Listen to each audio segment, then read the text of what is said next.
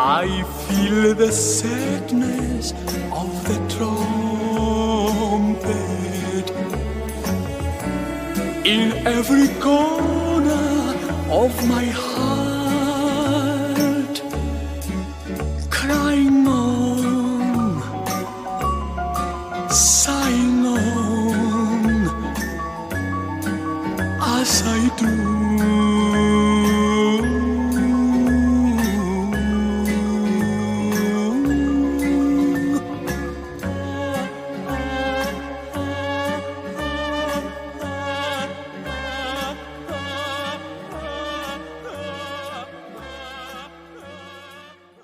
Welcome to another episode of the Frostburg Film Society podcast. I'm Jake. This is the 8th film we've shown this year, and it feels like this one got a really strong reception. It's interesting doing this because you learn a lot about taste and a lot about what interests or intrigues people. Our biggest turnout for the year was Midsommar, and it also turned a lot of people off, I feel. These high horror films, they're borrowing a lot from European horror. Again, it's the idea that you choose... Hush, Stolly, we're recording. Sorry, the cat. But they choose a couple of really strong images to show, and a lot of times those images or ideas are very disturbing. And so Midsommar was kind of that for people that aren't indoctrinated into the harsher aspect of cinema, right? Your mainstream audience, your PG-13 group doesn't really see the more controversial content. And granted, Midsommar is probably our most controversial of the year. It ends in a way that a general casual movie audience would be turned off by in terms of the graphic violence, and there's a very unusual sex scene in it that I wasn't sure. People were laughing, and I was kind of enjoying people getting into it. And then with conversations later, what I found was that some of it was discomfort, and that's okay. Film Society is never about pleasing everybody. It is about exposure, and it's about highlighting things that a lot of times don't get the type of credit or the kind of examination that is typical in just a casual general audience. And granted, a lot of the people that come to these things are a little more astute in not necessarily harsher content, but less known or controversial. I was flat told a lot of people don't want to come to screenings because of some of the content of Midsommar, and granted, it is what it is. This past screening for the last Circus, which is what we're talking about today, was much more positive, I feel. It's a really weird one.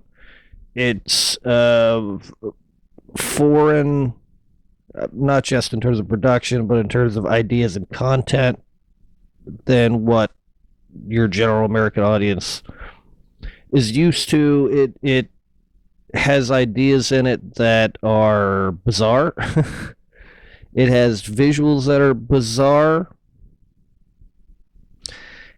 And it is, for some people, a very confusing experience, and that's okay. That's how these things are supposed to go. But what's important is the consumption of these things, is just taking them in and trying to understand what you're looking at, why it was selected. And for July, our theme is Weird War. And the last Circus I thought would be interesting to start the month with, and because it is the weirdest, it is the least on the nose, and some of its imagery I found to be, at least for me, the most thought-provoking in terms of what we're showing for the next screening is much more clear why it's Weird War, and the one following is much more clear. I think this is a bit more unusual, despite, the opening sequence is war imagery. It literally isn't a war, and you have a clown with a bayonet cutting through people, and his capture and what that is to be a POW. And you kind of also later see the dynamic between he and his son. You see the son takes over later, where you have this clown that is quote unquote the sad clown, right? The one that, not necessarily a straight man, but his humor comes from tears, sadness, insults towards himself, right? There's a part where they, not saying this is a negative thing, but this is the context in which it was used, and also in the point of history for accuracy, where they strip off his outer costume and reveal he's wearing a dress, and he's got this goofy wig on, and he squirts tears, and all of that stuff, kind of emasculating in a way. And in contemporary age, those ideas aren't seen as a negative thing. It's the context of the era in which the scenes take place, which is World War II, I believe. Later, then the real film kicks in, which is about that clown's son.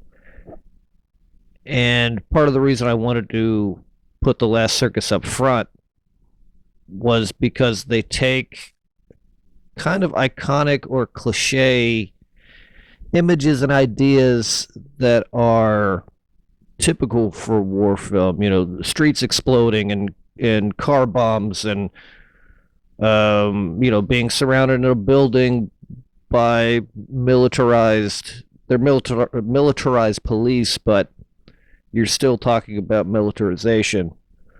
The weapons, the automatics that are used in scenes, it's very outlandish. And then when we see our protagonist transform while he's being held captive by this former general that he had blinded, kind of how that his war paint, quote unquote, his alter ego comes to the surface, is also emboldened by pain. It's not just a simple football player, black shit under the eyes. It's done with irons, and it's done with chemicals that bleach and burn his skin. It's an entire kind of suffering that he has to endure to come out of the other end. This other thing, this kind of machine of war, he becomes more like his father in a way, still as the sad clown, kind of him taking up the mantle of his father. And by the time we get there, creeping into the third act with this transformation, he has completely taken over the mantle, physically and psychologically, permanently dismembering himself to remain in this attire. Kind of like what his father was still dressed like the sad clown while fighting a battle, quite literally. And he's sort of doing the same thing. Now his battle is a little different. He's dealing with another clown, the much more warm, happy clown, and fighting this guy that he disfigured by beating him mercilessly with a trumpet. But his war is a love triangle involving a woman. And the interesting thing, that it's a very dark comedy. I mean, it's black comedy. Some people had said they weren't interested in coming to see this film because they were worried that the content was going to be geared much like Midsommar. And quite frankly, again, we're dealing with Spanish filmmaker and Spanish sentiments, so it's a little different than American sentiments and the way that trailers for American cinema is kind of arranged. The beautiful thing about the trailer is that it doesn't really give anything away, which is my favorite kind of trailer. Often in America, they give you everything up front, and so there's barely a point for your general audience to go see a film because I've already seen the whole thing, right? I know what's going to happen. I know how these things evolve. I know the key dialogue. Sometimes I even know all of the funny jokes in the film. Where they put some things on Front Street, they really put the violence in there too. Mild sex. I mean, it's not a graphic or gratuitous film in any way. It's most certainly for an adult audience, but it's very tame in comparison, particularly to the ending of Midsommar. So before we go deeper into this discussion, let's break down what we're looking at here. The Last Circus, which, again, is a Spanish filmmaker. Its original title, and forgive me if I butcher this, is Balada Triste de Trompeta, which translates roughly to the Sad Trumpet Ballet. It is a 2010 release. It premiered at the Venice Film Festival. It had roughly about a $7.7 million budget. Its box office was about 3.3, so it's less than half return. I'm sure it's probably made more of that money back with it being released. Warner Brothers picked it up in Spain, and Magnet gave it the American release, 107-minute runtime, which is particularly interesting. It was written and directed by the great Alex de la Iglesia. If you've ever seen Day of the Beast, he has very strong, powerful imagery. Witching and Bitching in 2013, which was like 3 years after The Last Circus was released. He's got 30 Coins, I believe, is the TV show he's been doing. I haven't seen it. I've heard good things, but I don't always watch everything, especially if somebody goes and does television. I have a harder time with television, and I have less time. It takes up a lot of time to follow a television series, and there's a handful that I watch quite. I've seen Breaking Bad 1,000 times, the entire series, but most of the time it's not something I get into. And he has some pretty notable television works. But that's what I've seen. He is one of my favorite Spanish filmmakers. He's one of the strongest in terms of vision out of Spain, probably still working today. He started in the early 90s, late 80s, somewhere in there.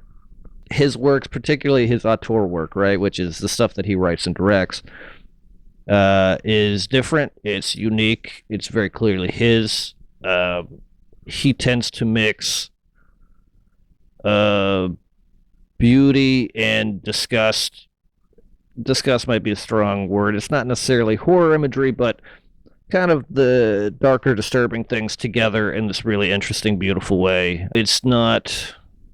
Particularly what I find interesting is that cinema is marred by politics. So the further back in Spanish history you go with cinema, the more restricted it becomes. And so this type of, I don't know if it's called extremism, but controversial films out of the country is not super new or brand new, but relatively in the history of cinema, because a lot of their stuff was very heavily government controlled. Even when you look at like spaghetti westerns and whatnot, like those. So the audio was recorded completely separately. They weren't being recorded on the same day. The government heavily supervised dialogue, themes, ideas, content, because they didn't want anything to be presented from their country or being consumed in their country that would go against the ideas of what their government was, and is very oppressive and very challenging. It's interesting. I believe it was it was like a week long film festival or something. It started out as a religious film festival, I believe. Um, and then they started importing controversial films or important films of note later down the road, because there are only so many religious films produced. And we're not saying, and again, it's Spain, so it's Catholic. So we're not talking about, like, in America, we have companies and organizations that are Christian that produce Christian oriented content for the faithful.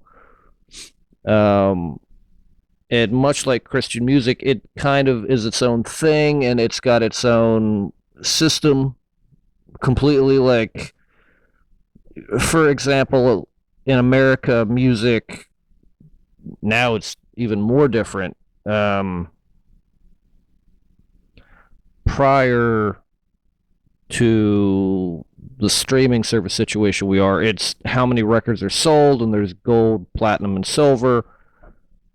Even in that era, Christian record labels in Christian music didn't have gold, platinum, silver, or whatever. They had it was like Merle.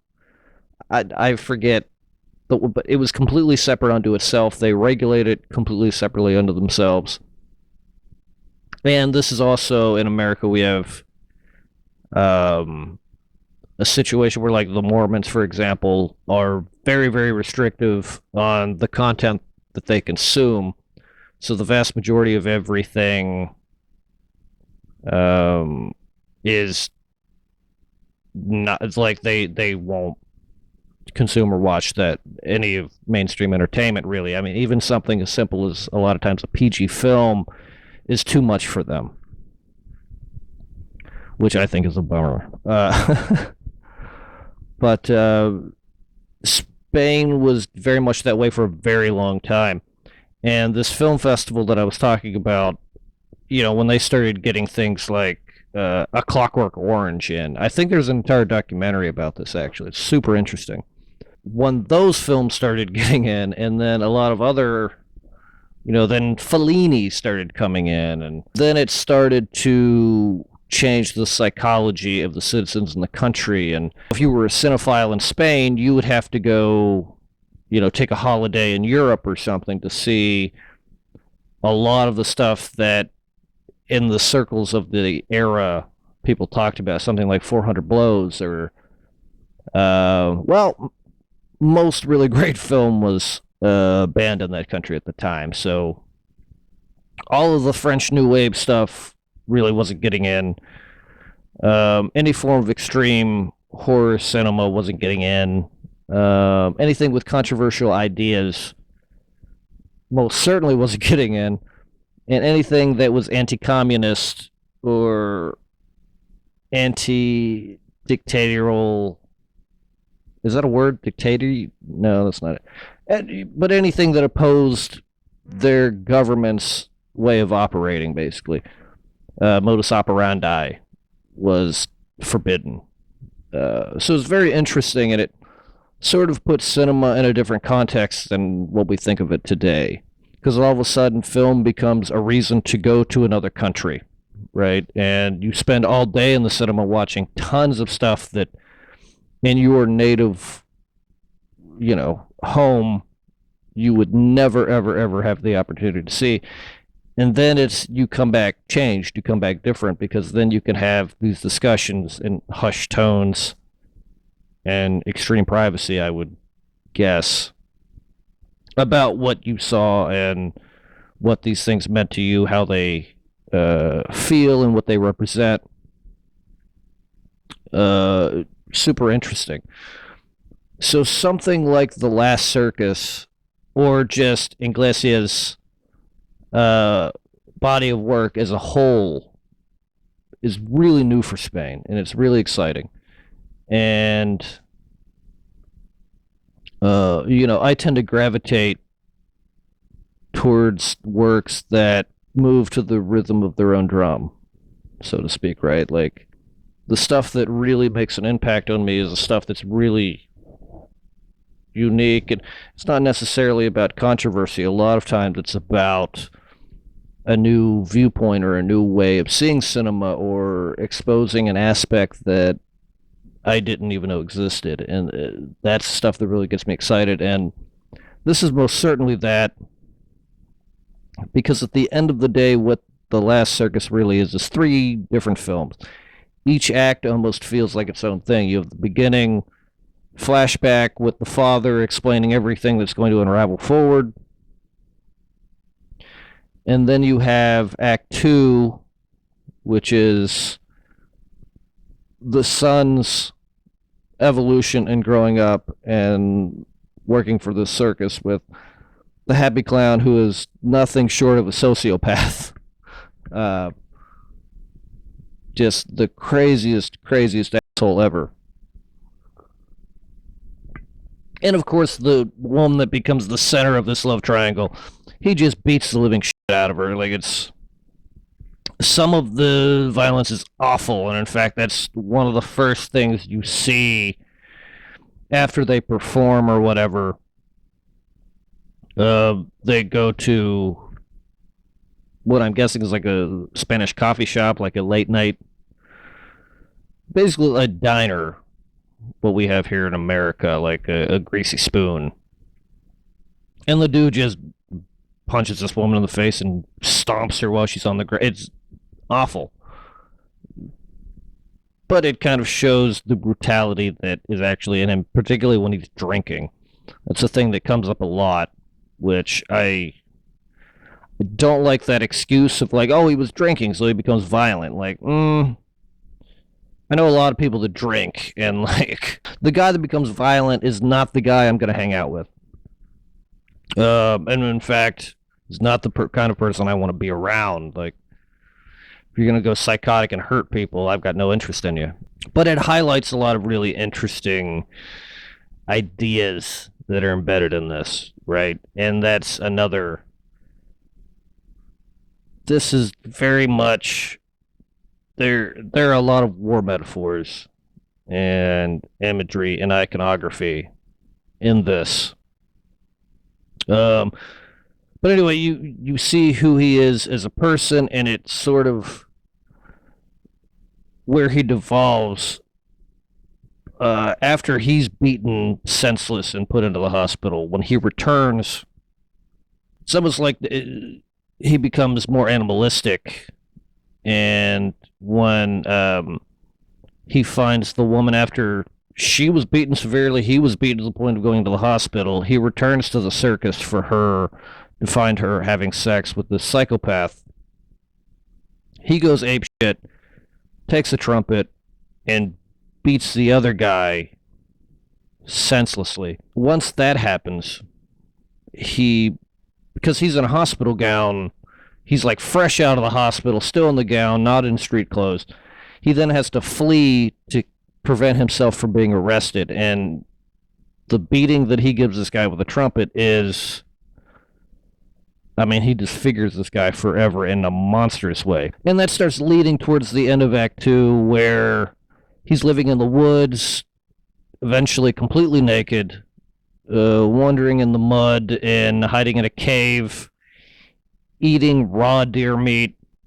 And, that's when eventually a boar comes in and scares him out, and hunters find the boar, kill the boar, and they trap him. When one of the hunters realizes who's the guy missing an eye, this was the general that lost his eye because of this guy when he was a boy.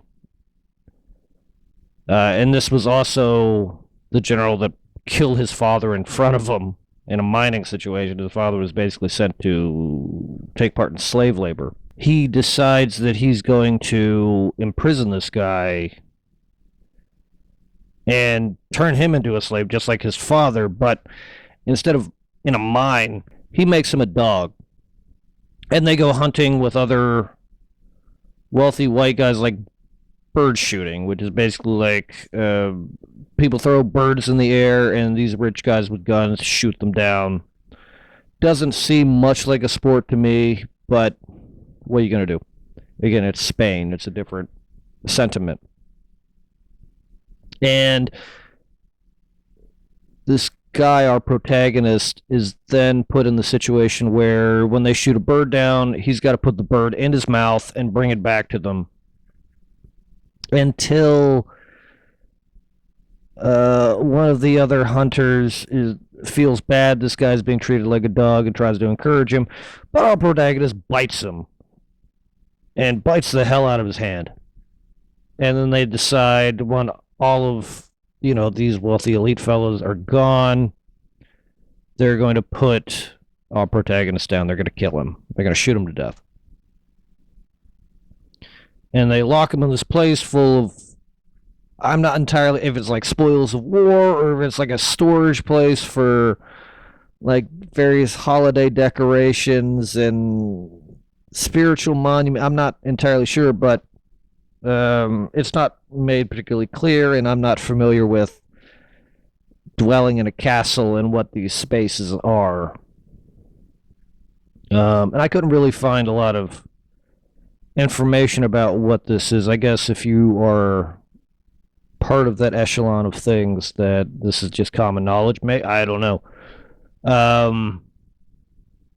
But anyway, he starts building this costume, and that's when he chemically burns his face to bleach it white, and then he takes the iron and burns these marks, including his lips, and the pullback from his lips and the attachment to this iron is kind of amazing. I have suspicions about how they pulled it off, particularly if you're talking about a $7.7 million budget. There are inexpensive ways to accomplish that, and I kind of have a feeling what it is, but it could be something as crazy as super glue. But again, there are other better ways to do it that will harm the actor less, and I'm pretty certain they didn't actually burn him. I've seen this actor since, and he's doesn't have these marks, so clearly it's effects and so forth. But once that transformation happens, then we're kind of really moving into the last act. So we have the origin story, the bulk of his life, and then what makes him basically quote unquote into a monster. It's the monster portion of it. And you're talking about now two guys that are marred. One guy by being beaten by a trumpet, another guy by his own hand. And our protagonist is wanted, obviously, he must murdered a guy. And they find what's going on, and the antagonist leaks it, leads the police there, paints his face, his disfigured face, after finding that children don't love him anymore. Because, again, he's been horribly marred and disfigured. And so, he can't work, which is bad. But also, he's a sociopath that beats the shit out of women. So it's hard to really feel sympathy for this guy. But then you have the ultimate face-off where they're climbing this tall building. Police have surrounded it all down below. Guns are being fired. And it's sort of this, I've seen plenty of war films.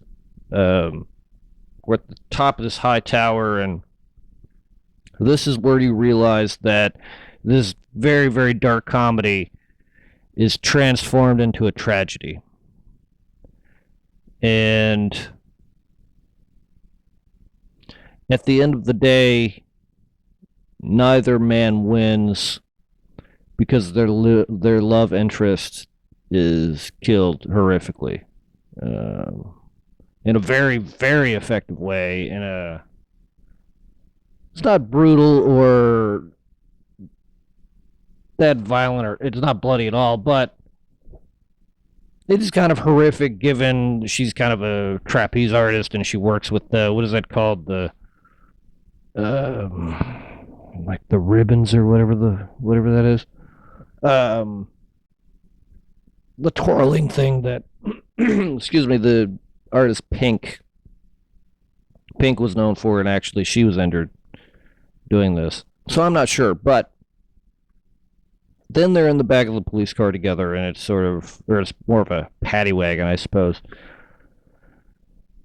And it sort of ends with them realizing the joke of all of it, that despite all the disfigurement and violence and anger and betrayal, that they both still lose. And they really see that they are clowns in more than one way. And it is sort of fitting that it's a film dealing with two clowns fighting over a woman, which I find, in essence, what most love triangles actually are. But this is more on the nose, in some ways, which I just love. And it is a lot of fun in a very dark way, and it still has images and ideas that are gut punching. And when you step out of the literal presentation of it and you look at some of the other things it's trying to say, it becomes very interesting. And then with the historical context of Spain, it says something even deeper. And I love this film. It really hasn't gotten a ton of appreciation in America, not as much as I think it deserves. It's very interesting, and it's not your average bear. You know what I mean? I had a conversation with somebody that had went to the screening, and they said, the second act is really my favorite part of this, but it was a really enjoyable viewing, even as dark as it is and wacky. And it's a Spanish-speaking film. I avoid dubs at all cost. I just don't. I like to present film in the way that it was intended. The subtitles that I use are, it's when I was an undergrad, we watched everything with subtitles. I've done it ever since, where you kind of get a sense of what the dialogue is, and you get a sense of the rhythm of things, the timing of things, and sometimes you'll see where things change from script or translation in terms of, if you have subtitles playing, sometimes they don't match the actual dialogue. And sometimes that's because the subtitles were written directly out of the screenplay itself. Sometimes you have somebody doing multiple things at once, and they just don't hit the mark as they should have. And when they don't sync, that really irritates me. It's an art to subtitle, but I digress. It's a bit easier to fall. I mean, it's not, you don't want to do the crossword while watching The Last Circus. You'll miss everything. But if you are willing to give it the time and pay attention to it, there are real rewards embedded in it. And it's very powerful. And there's a lot of great ideas, a lot of unique imagery, and the way that they twist war and imagery in particular, I think, is incredible. I cannot say enough good things about this. And if you haven't had a chance, you should really look at it. And just think about what they've accomplished for $7.7 million. There's a lot of stuff in there that you're like, they surpassed their own budget. And these aren't necessarily actors that are huge in America. They're much more well-known in Spain, of course. But very talented and able to accomplish and do things that are kind of mind-blowing that really only great, great talented actors pull off. Not a lot of flaws in this one for me. And everybody has different feelings about it, but it's definitely worth a watch. It's definitely something to get you thinking or seeing film in maybe a different light than what mainstream audiences do. So we're going to move on. So sticking with our Weird War theme for July, on the 17th, which is a week from now, from when this podcast goes up, we're doing the 2009 film Inglourious Basterds. This is the Tarantino masterpiece. Probably, I go back and forth with this a little bit, but as a general rule, I think Inglourious Basterds is my favorite Tarantino movie. This is really the one where he takes a big brush off of what he's done in the past. Generally, a Tarantino film is a million references to a million movies and imagery, and just he paints a million things. Like I've argued for a long time, I don't think Tarantino makes incredible films. I'm a huge fan of his films. I don't think he's ever made a single bad film. Even Death Proof I really love, and that it didn't do great, but I really love his stuff. But I think he's more of a hip hop artist where he remixes and blends images together and takes from other things to create something new, which really at the end of the day is what hip hop is. Inglourious Basterds to me represents, and there's still a ton of that stuff where he's still referencing other films. But particularly what makes it interesting is this is when he starts heavily referencing himself and his body of work, because at that point his body of work pretty large. The way that he plays and remixes history, particularly this leg of his career, is really cool. He does things that has really been done a lot. He invents new ideas in storytelling and subverts it in a way that really only novels have attempted to do. It's not common at all in cinema. Much like his earlier works play with time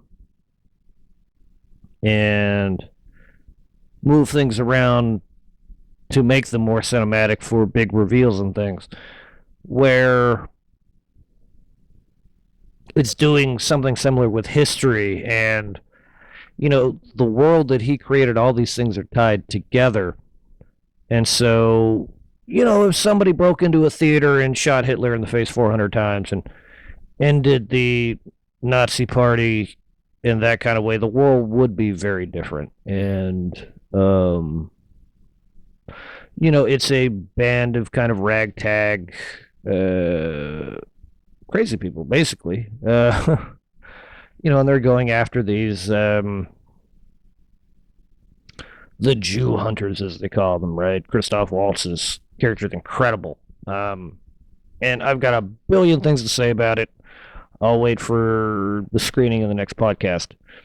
But again, that is July 17th. That's a Monday, of course. As always, 6 p.m. we press play.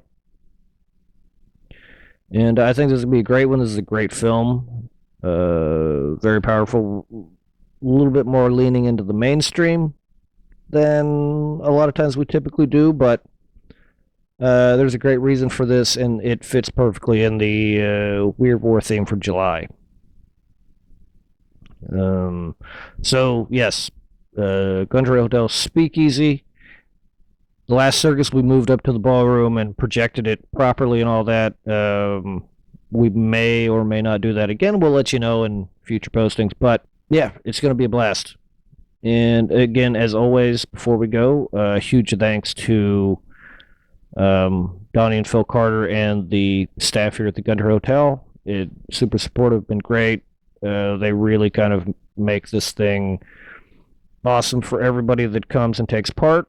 I really want to thank everybody that comes to these screenings, the discussions that we have, and kind of the reactions to this stuff that isn't typical has been awesome. And what's interesting is that the stuff that's more unusual, more strange, is what tends to be attracting audiences. And I'm not sure.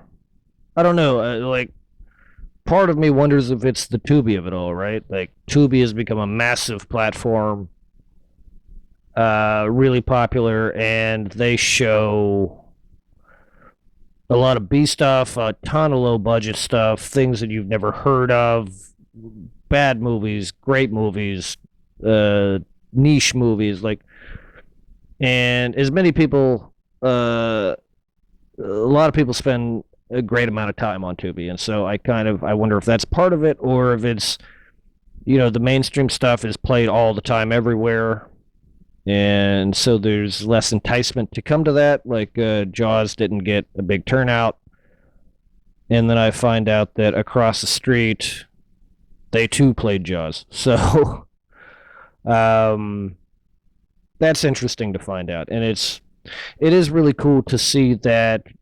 There are like 3 or 4 venues now here in town that are starting to play film somewhat regularly. I really like that. I like that so much cinema is getting its props.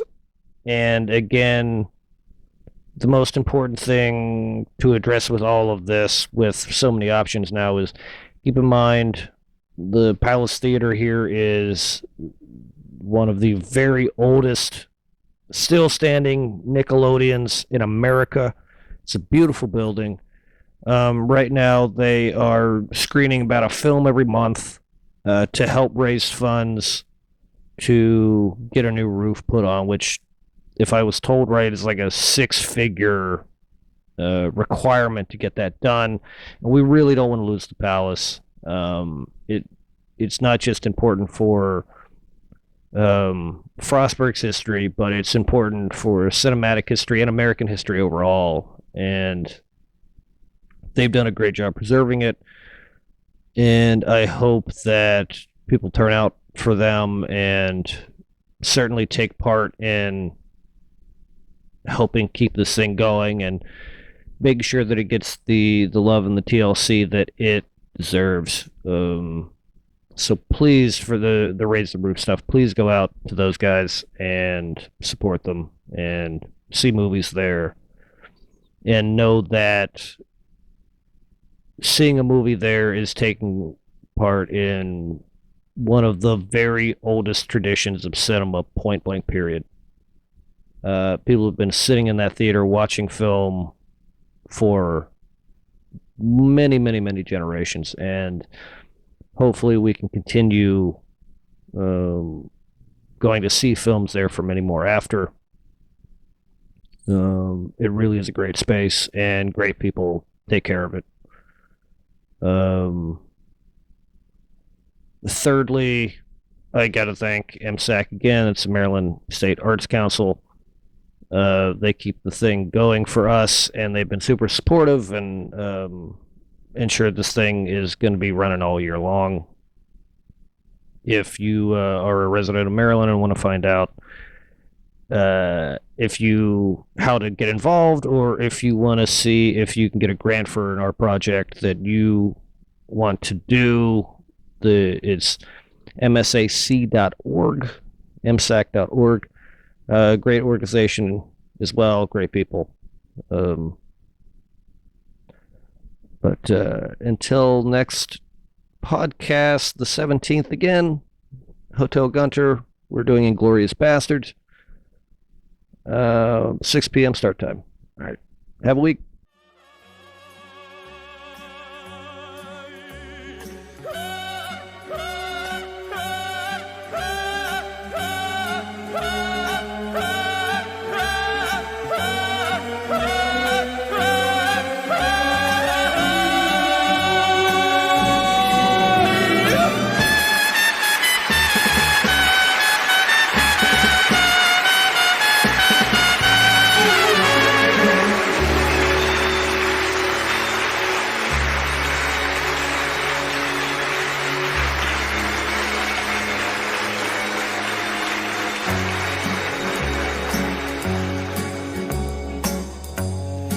with every note there's more for trumpet tells me it feels the same as